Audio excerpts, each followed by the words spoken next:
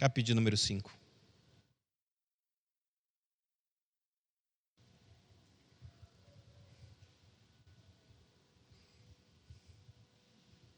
Romanos, capítulo de número 5, verso de número 5.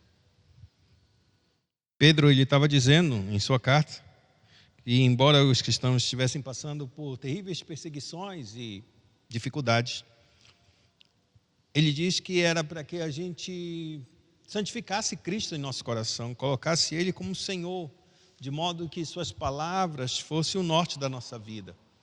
Seriam por elas que nós seríamos guiados e por ela nós decidiríamos tudo e qualquer coisa que viesse sobre as nossas vidas. Da mais simples à mais complexa, a gente seria endireitados, guiados por essa verdade, tendo Ele como Senhor na nossa vida. Lembrando que ter Cristo como Senhor na nossa vida é fazer da sua palavra a nossa regra de fé e prática. O único peso que decide realmente sobre as nossas vidas. Não seriam meus sentimentos, não seria a forma como eu penso, nem seria a forma como eu sinto, ou a forma como eu queira ver ou enxergar essa vida. O que Cristo falou de uma maneira bem simples e clara, se Cristo diz que isso é preto e isso aqui é uma jarra, não importa se os meus olhos dizem que isso é um copo, não me importa se o meu pensamento, e todo mundo está dizendo que isso é um copo. Se Cristo disse que isso era uma jarra, se eu torno Ele meu Senhor, isso para mim é uma jarra. Embora meus pensamentos, meu raciocínio, a forma como eu vejo e como o mundo diz que isso é um copo, eu descarto tudo isso, inclusive meus próprios pensamentos, para dizer que Cristo está dizendo que isso é uma jarra e a palavra dele é a verdade. Então é o fim de toda contenda para mim. Isso é tornar Cristo como Senhor. Mas Cristo faria isso, tornar esse copo, que é um copo que a gente sabe, virar uma jarra? Não, Ele não vai dizer isso. Mas é só para que a gente entenda que, embora a gente veja certas coisas e decida por certas coisas, a gente deve levar em consideração somente a palavra de Cristo, porque, no final das contas, é Ele que sabe de todas as coisas. Ele conhece todas as coisas. E se Ele diz que é isso, então é isso, não importa o que eu pense, não importa o que eu acho, não importa como o mundo pensa. Se Ele diz que é assim, assim é. Por isso que por isso que o apóstolo Pedro diz, santificar Cristo como Senhor na nossa vida. Senhor, ou seja, Ele é o dono, Ele manda e a gente obedece. Ele não está se importando se a gente entende ou se a gente não entende. Ele não está se importando se a gente gosta ou não. Ele não se importa, irmão, de fato e de verdade, Ele não se importa se você vai ficar alegre ou se vai ficar triste com aquilo que Ele disser. O que Ele está dizendo é a verdade. E a Bíblia diz que toda a vontade de Deus é boa, agradável e perfeita. Boa, não é ruim, ela é boa. Ela é agradável, talvez não seja para mim, talvez não seja para você, mas ela sempre será agradável aos olhos de Deus, porque sempre fará aquilo que Deus deseja. Por isso que muitas vezes a gente entra num choque, numa luta muito grande dentro do nosso coração, porque Deus está pedindo para a gente ir fazer uma determinada coisa, ou dizer cada coisa, e a gente está lutando contra Deus, porque a gente não quer fazer esse tipo de coisa, porque para a gente talvez não seja muito bom, talvez não seja muito agradável fazer isso. E então, de forma nenhuma será perfeita para nós. Mas quando a gente santifica Cristo como Senhor, a gente descarta nossos sentimentos, nossos pensamentos. E quando eu falo descartar, eu estou dizendo que não é que a gente não considere, é que eu não dou preferência a Ele. É que eu não dou prioridade para o meu sentimento, nem pelo meu pensamento, nem pelas minhas decisões. Eu priorizo aquilo que Cristo falou. De maneira bíblica, que a gente pode dizer, seria como Pedro e os seus companheiros que pescaram, ou pelo menos tentaram pescar, numa noite anterior, passaram a madrugada toda tentando pescar e não conseguiram nenhum peixe. Trouxeram os seus barcos pela manhã, vindo de uma jornada de trabalho, talvez de alguns dias, não sabemos. Mas o fato é que eles passaram a noite toda tentando pescar e não conseguiram. Chegaram, atracaram os seus navios, os seus barcos, melhor dizendo, lavaram as suas redes, já estavam elas secando já, quando Cristo chega na praia. E quando Cristo chega na praia, chega uma multidão de pessoas. E ele vendo o barco de Pedro lá, ele disse assim mesmo, permita que eu entre no teu barco para que eu possa ensinar essa multidão. E Pedro disse, pode, Senhor.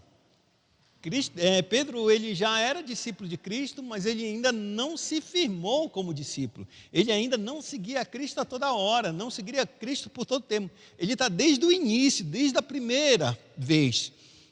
Logo quando Cristo é batizado e volta do deserto, a Bíblia declara que Filipe começa, André também começa, e André foi chamar seu irmão Pedro.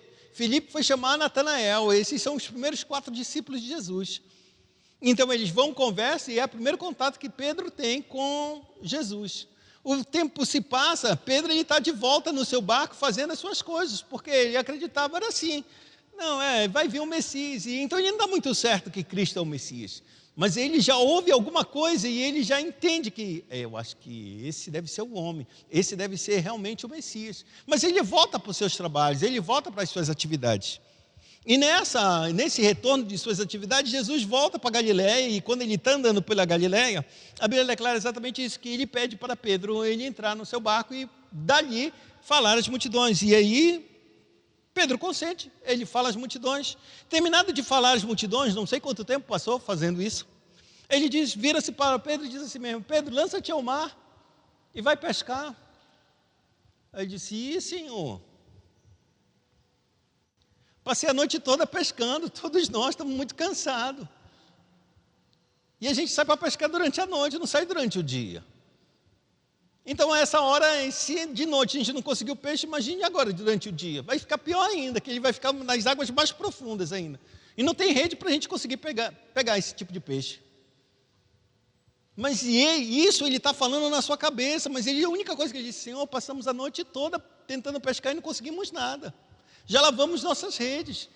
É só esperar talvez entardecer para a gente volte novamente e tentar pescar. Isso tudo na cabeça de Pedro, pensando. E ele disse: mas, porque tu dizes, sob a tua palavra eu vou lançar as redes. Ele chama as pessoas, diz sim, coloca de novo todos os equipamentos no barco e segue para pescar. Faz-te ao mar, ou seja, ele vai para o mar profundo. E quando ele vai para o mar profundo, Jesus disse: agora lança as redes. Aí ele lança as redes. E aí a gente sabe o resultado de grande pesca. Ou seja, na concepção de Pedro, ele levava em consideração a sua experiência, ele levava em consideração a natureza dos peixes, ele levava em consideração todo o tempo, ele levava tudo em consideração. Mas ele tornou Cristo como Senhor na sua vida. Naquele exato momento, a palavra dele era o que regia. Não era a sua experiência, não era tanto de vivência no mar, não era o tempo que se dizia, era somente uma coisa: porque tu está dizendo, eu vou lançar as redes. E é exatamente isso que eu quero mostrar para nós, quando a gente torna Cristo como Senhor nas nossas vidas. Então o apóstolo Pedro, ele termina o verso dizendo assim mesmo: santificai a Cristo como Senhor em vossos corações, estando sempre prontos, preparados para responder todo aquele que vos pedir a razão da esperança que há em você. Existe uma esperança no nosso coração, e por causa dessa esperança, a Bíblia declara que somos salvos. É na esperança que somos salvos. E essa esperança, ela tem um nome, ela tem um ser que guia e rege a vida dela. Cristo, a esperança da glória em nós. E o apóstolo Paulo, no livro de Romanos, capítulo de número 5, verso de número 5, ele pontua essa esperança. E ele vai dizer sobre uma outra perspectiva, que uma vez que a gente está justificado e temos paz com Deus, a Bíblia declara, e não somente isso, que tivemos por meio de Cristo a esse acesso pela fé a Deus, e por essa graça nós permanecemos firmes. E a gente se gloria, como o apóstolo vai dizer, na esperança da glória de Deus. Ele começa de novo dizendo que a nossa esperança, nós nos gloriamos, nós nos alegramos na esperança que está por vir, na glória de Deus. E aí ele diz, e aí ele entra no verso de número 3 e o verso de número 4, falando sobre as tribulações e as perseguições dessa vida, por vivermos uma vida para Deus. E ele diz que a gente não somente se gloria nessa esperança bendita que está por vir, mas também nas próprias tribulações, nas próprias aflições dessa vida. E por que a gente vai se alegrar nisso? Por que a gente vai se gloriar nessa perspectiva? A razão pela qual a gente se gloria é porque uma vez que nossa fé começa a ser provada, ela começa a ser alicerçada e outros frutos começam a ser produzidos nas nossas vidas.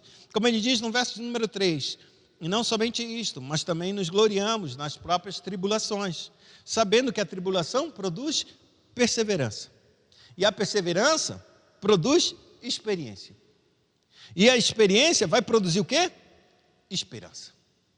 E aí no verso 5 que eu queria falar com vocês, ele diz: ora, a esperança não confunde ninguém, porque o amor de Deus é derramado em nosso coração pelo Espírito Santo, que nos foi outorgado, que nos foi dado legitimamente.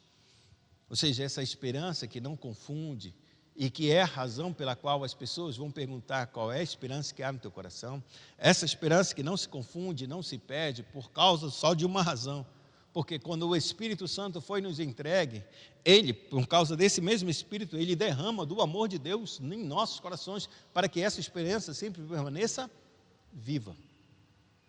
E nesta manhã eu quero tratar com vocês a respeito dessa pessoa chamada Espírito Santo de Deus. Ela é envolta em grandes mistérios nas Sagradas Escrituras.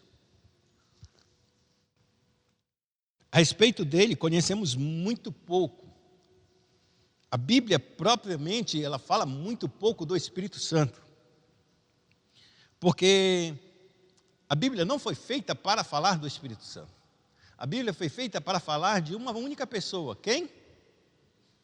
Jesus Cristo.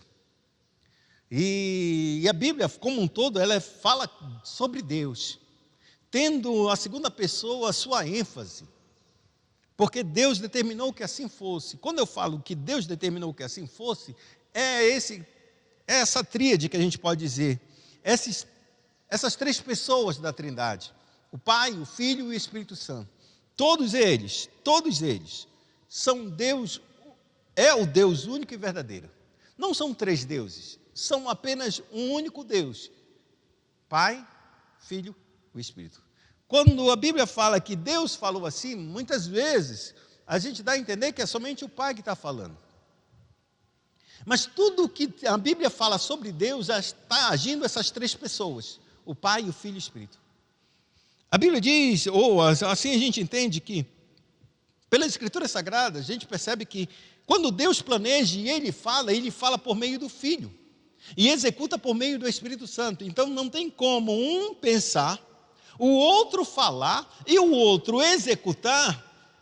Para nós fica mais fácil quando a gente pensa, eu vou fazer um bolo. Depois eu verbalizo, eu vou fazer esse bolo. E depois eu executo. Tudo está em nós, não é verdade? Eu pensei, eu falei e eu executei. Se a gente tomar essa mesma analogia e tomar como Deus, quando Deus pensa, é o Pai, o Filho e o Espírito Santo pensando. Mas para manifestar esse pensamento, é o Filho que vem, porque ele é a palavra de Deus. Então o Filho vem e manifesta e fala. A Bíblia diz claramente, criou Deus os céus e a terra. No livro de Apocalipse, no livro de Hebreus, a Bíblia vai dizer que Deus fez pela palavra do seu poder, pela palavra que saiu da sua boca. O mundo veio a ser criado, foi feito. Tudo que foi feito se fez por intermédio de quem? De Cristo Jesus. Mas Cristo não é a palavra? Quando Deus falou, e haja luz, quem foi essa palavra? A manifestação dessa palavra é o Cristo manifestando. E quem executou essa palavra? Como diz no livro de Gênesis, no capítulo 1, verso de número 2, que o Espírito estava pairando sobre as águas. E esse Espírito pairando sobre as águas, a Bíblia vai dizer exatamente isso. O Espírito é o executor de toda a obra, é o que a gente pode chamar de o aperfeiçoador de todas as coisas. Então, quando o Espírito age, ele age para completar uma obra que já foi iniciada. Pensamento, a palavra foi falada e o Espírito então executa. Tudo isso é os três desenvolvendo e fazendo todas as obras. Não existe uma obra na face da terra que não se envolva essas três pessoas. Embora muitas vezes a gente tenha a fixação de que é o Filho que faz todas as coisas, no sentido da redenção. Quem morreu na cruz? Foi o Filho, não foi o Filho? Mas quem entregou o Filho para a cruz? O Pai. E quem ofereceu o Filho na cruz? Hein? O Espírito Santo. A Bíblia é clara que Cristo não se ofereceu a si próprio. Ele precisa, como ele era o Cordeiro, ele precisava ser o quê? Oferecido. E quem oferece ele? É o Espírito. Então, a gente percebe que a obra da redenção, ela não está na pessoa de Cristo unicamente, mas as três pessoas da Trindade estão realizando cada obra que a gente vê na face da terra. Não existe uma obra sequer que não esteja incluído o Pai, o Filho e o Espírito Santo. Embora, numa perspectiva única, a gente percebe e vê quem? Vê o Pai na cruz? Vê o Espírito Santo na cruz? Vê somente o Filho. Então, por isso, a gente para pensar que somente o Filho realizou a obra da expiação. Só que não foi o Filho, foi o Pai, o Filho e o Espírito Santo. Mas quem foi para a cruz foi o Filho. No sentido claro e único que assim Deus, os três, determinaram que o Filho fizesse isso. E assim, da mesma forma, os três executaram que o Espírito deveria aplicar essa obra da redenção na vida dos eleitos, daqueles que iam acreditar no Senhor, daqueles que foram verdadeiramente salvos e escolhidos antes dos tempos eternos. Ou seja, na eternidade Deus escolheu e separou os seus eleitos, e é por causa deles que o Espírito vem e aplica a obra da redenção, trazendo à luz a vida como Cristo determinou que assim nós tivéssemos. Por isso, nesta manhã, eu queria trabalhar com vocês sobre a pessoa do Santo Espírito de Deus. E para nós, eu queria que a gente pudesse dar uma olhadinha na confissão de Westminster, no seu artigo de número 36, eu acho.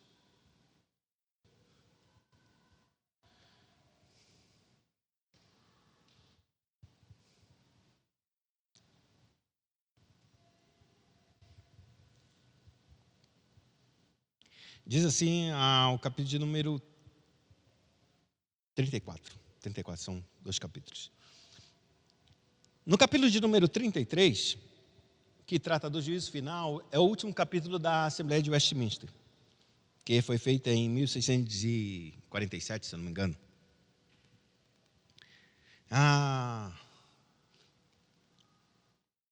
Em cerca de 1800 e pouco, os reformadores da Igreja Presbiteriana dos Estados Unidos colocaram mais 2 capítulos na Confissão de Fé de Westminster, acrescentaram mais 2 que não existiam. E qual foram esses 2 capítulos?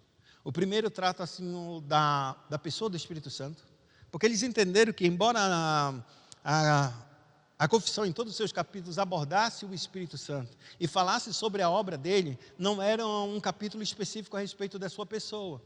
Por isso, muitas vezes haviam críticas sobre a confissão que nunca tratou sobre o Espírito Santo, principalmente no período do século de número 20 para cá, em que muitas manifestações do Espírito Santo começaram a se alardear, dizer dons, línguas, profecias, e isso, aquilo, outro. E isso levou uma ênfase muito grande da igreja, principalmente pentecostal, a adotar o Espírito Santo como a pessoa mais especial da Trindade, como se fosse o queridinho, o xodozinho, se a gente assim pudesse dizer. E isso levou a que a gente pode dizer, um sentimentalismo exacerbado a respeito da pessoa do Espírito Santo e não entendendo exatamente qual é a sua obra e nem a sua pessoa. E então os reformadores começaram os reformados começaram a trazer verdadeiramente um capítulo específico para o Espírito Santo, para que nós pudéssemos entender quem era a sua pessoa e a sua obra e quem ele é. Então, se tornou exatamente, foi acrescentado num capítulo da confissão, exatamente esses 2 capítulos. O capítulo de número 34, sobre a pessoa do Espírito Santo, ou da obra do Espírito Santo, e o último capítulo sobre as missões e o amor de Deus. Então, a gente está aqui nesse capítulo de número 34, e a gente vai estar lendo para os irmãos. Na quarta-feira, eu trabalhei com eles a respeito dessa obra do Espírito Santo, e nesta manhã, eu queria trabalhar um pouco sobre a pessoa dele, para que nós pudéssemos caminhar com mais sabedoria e entendimento a respeito de quem é esse ser. de quem é essa maravilha de pessoa que Deus nos deu. Capítulo 1, parágrafo 1 diz assim: o Espírito Santo é a terceira pessoa da Trindade, procedente do Pai e do Filho, da mesma substância e igual em poder e glória. Deve-se crer nele, amá-lo, obedecê-lo e adorá-lo, juntamente com o Pai e o Filho por todos os séculos.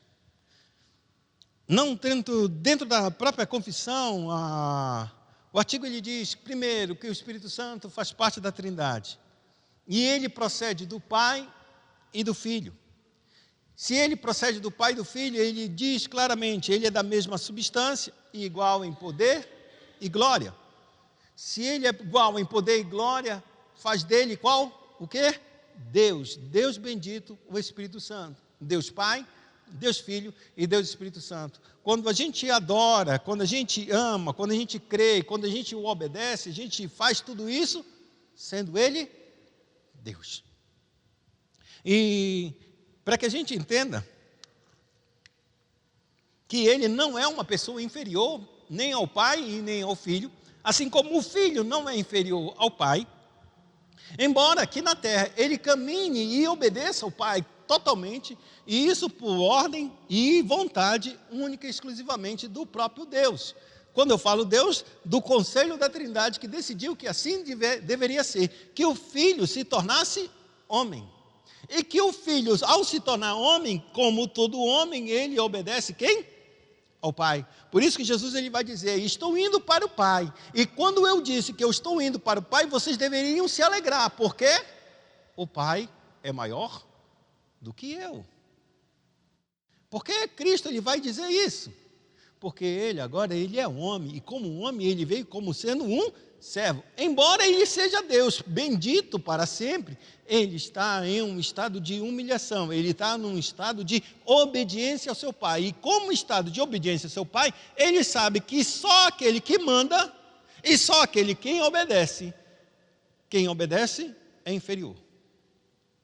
Quem manda é o superior. Por isso ele diz, o Pai é maior do que eu. Vocês deveriam se alegrar, porque eu estou voltando para o Pai. E é exatamente isso que o Cristo ele aponta quando ele anda aqui sobre a terra, considerando que todos nós, estando nós nesse corpo de carne, a gente deveria levar em consideração muito bem que o Deus Todo-Poderoso, ele é infinitamente maior do que todos nós. E o Cristo, quando andou nessa terra, sendo o próprio Deus, mas manifestado em carne, ele reconhece isso na sua natureza humana. Ele reconhece isso e se esvazia de Deus para que ele possa obedecer plenamente o Pai. Assim, a Bíblia diz claramente que quando Cristo ele andou nessa terra, ele diz assim mesmo, eu rogarei ao Pai e o Pai enviará o Espírito Santo, o Espírito da verdade, para estar com vocês para sempre, porque eu não vou deixar vocês órfãos. E então depois ele diz, logo em seguida ele diz, e eu também, quando eu estiver com meu Pai, eu enviarei o Espírito Santo. Na ideia clara aqui que ele está apontando é que tanto o Pai quanto o Filho está enviando o Espírito. Ou seja, a relação é entre os três. A decisão está entre os três e o próprio Espírito vem exatamente para fazer uma coisa. A Bíblia diz que poucas coisas são faladas sobre o Espírito Santo. Pouquíssimas coisas. E por que pouquíssimas coisas? Porque foi decidido dentro dessa trindade que o Espírito falaria a respeito apenas de quem? De Cristo. Porque o Pai só é glorificado no Filho. Quando o Filho é glorificado, o Pai é glorificado. Por isso que Jesus disse, eu vou enviar o Espírito, e Ele não falará de si mesmo, mas falará e vos fará lembrar de tudo aquilo que eu vos tenho ensinado. Porque Ele vem trazer o que eu trouxe para vocês. Ele não vai falar de nenhuma outra coisa, de nenhuma outra verdade, a não ser aquilo que Ele recebeu de mim. Então o Espírito, ele tem a intenção única e exclusiva de glorificar o Filho. Por isso a gente adora o Filho. E ao adorar o Filho, a gente adora o Deus. Ao honrar o Filho, a gente honra o Pai. E ao fazer isso, a gente glorifica tanto o Espírito, quanto honra o Espírito. Porque quem dá testemunho do Filho, para que nós creiamos no Filho, é o Espírito Santo. Mas se nós não acreditamos no testemunho do Espírito, nós desonramos o Espírito, nós podemos dizer que blasfemamos contra o Espírito porque consideramos ele uma testemunha indigna. Uma testemunha que a gente pode dizer desqualificada. Quando fazemos isso, nós estamos fazendo do Espírito um mentiroso. Porque ele está dizendo que Cristo é o Salvador do mundo, que ele pagou os pecados, que ele viveu uma vida santa. Tudo quem testifica a respeito de Cristo não é Pedro, não é Paulo, não é Timóteo, não é ninguém nas Escrituras Sagradas. Quem testifica disso é o Espírito. E se nós não acreditamos nesse testemunho, aí começa a acontecer um grande problema em nossas vidas. Porque certa vez, ainda no tempo dos juízes, o penúltimo juiz, chamado Eli, a Bíblia declara que ele teve 2 filhos. E esses 2 filhos se tornaram sacerdotes, como natural que ele era, da descendência de Arão. Eli é o sumo sacerdote. E um dos 2 filhos assumiria o sumo sacerdócio da casa de Arão. Eli começou a ficar velho, já estava velho. E a Bíblia declara que Eli não conseguia disciplinar os seus filhos, de maneira que o Senhor ficou irado contra Eli, porque ele honrava mais os seus filhos do que o próprio Deus. Então chegou numa hora que Eli, ouvindo de tantas coisas, de tanto abuso que os seus filhos faziam dentro do tabernáculo, porque eles já eram sacerdotes, só não eram sumos sacerdotes, como eles faziam e tiravam a carne que davam, que era de direito ao Senhor, eles tiravam a carne para eles mesmos. Se fosse nos dias de hoje, se a gente quisesse fazer, não é bem assim, mas a gente poderia fazer desse jeito. É como se alguém estivesse entregando seus dízimos e ofertas, e os diáconos que vinham aqui tiravam as ofertas e contavam o seu dinheiro, o pastor viesse aqui e tirasse a parte dele, agora pode colocar aí na coisa o que sobrar. É mais ou menos assim. Eles não levavam em consideração a honra de Deus, nem a glória de Deus, nem o próprio sacrifício que o povo fazia para Deus. De maneira que eles eram tão absolutos, tão poderosos. Por quê? Porque o dízimo não diz exatamente dessa forma, mas eles eram tão fortes, tão poderosos, porque amados, se alguém rouba o dízimo, se for eu ou qualquer outra pessoa,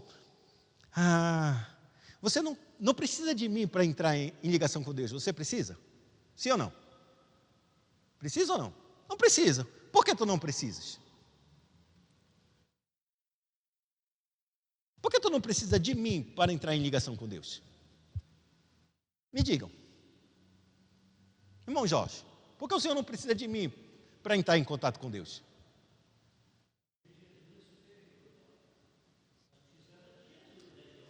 Exatamente. Vamos consertar essa palavra. Não precisamos de Jesus, não precisamos de homem. Jesus é homem, então precisamos de homem. O homem Jesus, tá certo? Mas é exatamente isso. Mas no tempo antes de Jesus, vocês precisavam do sacerdote. Vocês não podiam oferecer coisa alguma se não passasse pelo sacerdote. Então vocês estão de mãos atadas. Se a gente estivesse no tempo antigo, se eu dissesse isso ou dissesse aquilo, acabava para vocês, porque vocês não poderiam apresentar uma oferta sequer, porque Deus não recebia de vocês. Então todos os homens estavam amarrados, atados, com base no sacerdócio. E esse sacerdote, se ele fosse digno e honrado, poxa, o povo era cada vez mais elevado à presença. Mas se ele fosse indigno e desonrado, como eram os filhos de Eli, o povo não tinha o que fazer, porque para quem eu vou entregar minha oferta? Porque só tem esses homens para entregar. Então eu tenho que fazer o quê? Entregar. Ele disse, eu quero essa parte. Não, deixa a gente oferecer primeiro essa parte, as coisas boas, e depois você tira o que o Senhor quiser. Negativo, eu quero essa parte. Não, mas tem que ser. Não quero, eu quero cru esse negócio. Porque o sacrifício era para ser colocado em, vamos supor, um grande churrasco, num altar. Eles disseram, não, nós queremos cozinhar essa carne, nós não queremos assá-la. Mas não podiam fazer isso. Era proibido pela lei. E os homens diziam, não está certo. Deixa a gente oferecer e depois o Senhor faz. Não quero saber. Se você não quer, pode ir embora. Aí o que é que os homens faziam? Posso fazer nada. Entregava e eles iam embora. Por quê? Porque eles só tinham um jeito de se relacionar com Deus, por meio do sacrifício. E esse sacrifício era o sacerdote que recebia. Aqui no Novo Testamento a gente não precisa ter esse medo. Sabe por quê? Porque o nosso sumo sacerdote está nos céus. Ele é o homem, o nosso intercessor. Então eu não preciso de um pastor, de um padre, de qualquer outra coisa, qualquer ser humano aqui, pecador, para me entrar em conexão com Deus.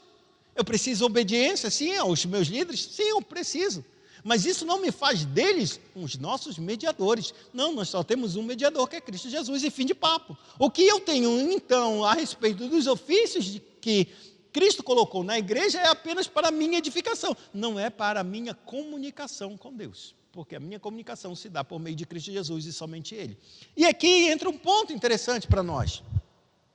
Quando ele chega e chama os seus filhos assim mesmo, ele ouve todas essas histórias, ele vê que os filhos dele se prostituíam perto da tenda, é como se eles pegassem mulheres de programa aqui e faziam até relações sexuais próximas aqui da igreja.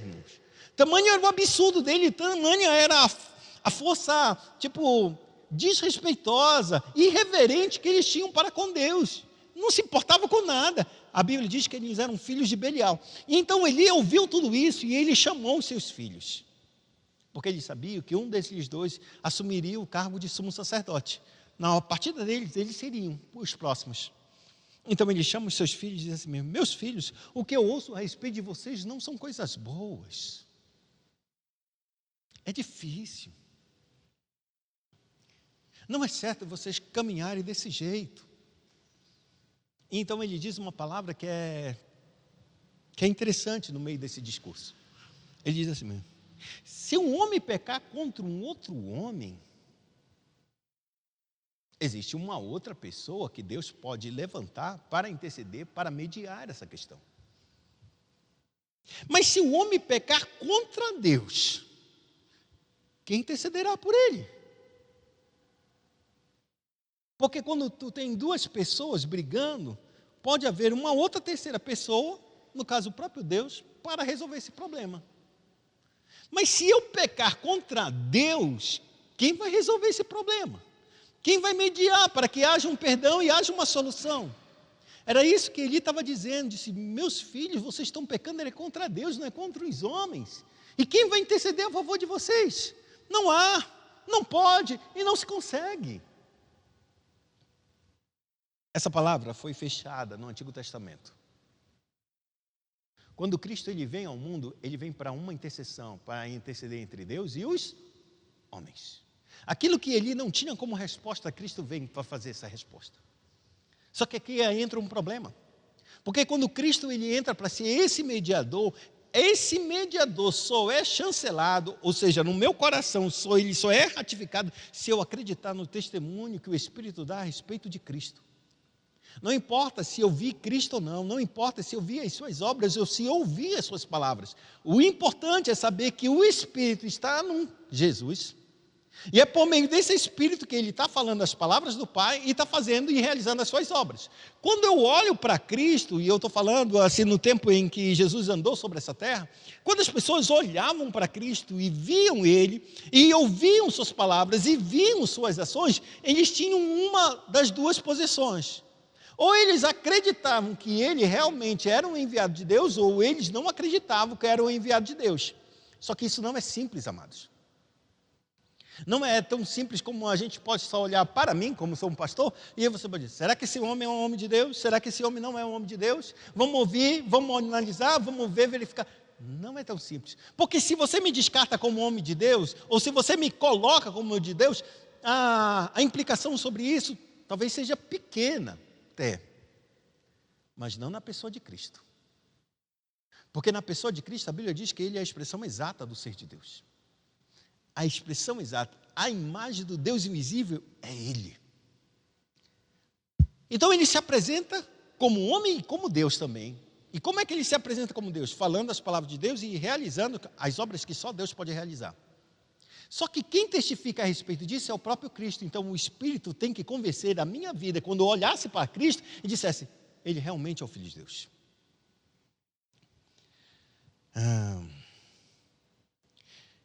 Jesus estava chegando perto do final do seu ministério. E ele reúne os discípulos e diz assim mesmo: quero fazer uma pergunta para vocês. Aí disseram: diga sim. As pessoas têm me visto a pregar e a falar, e ensinar e a realizar os milagres. O que esse povo está dizendo a meu respeito? O que eles dizem quem eu sou? Como eles me enxergam? De que maneira eles acham que eu sou?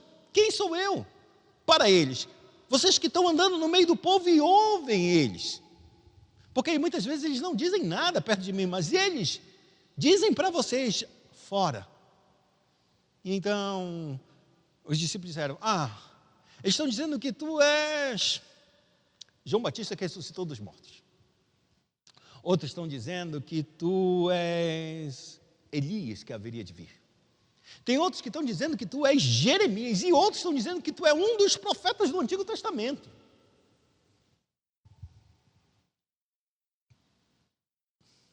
João Batista, Elias, Jeremias, ou qualquer um dos profetas do Antigo Testamento.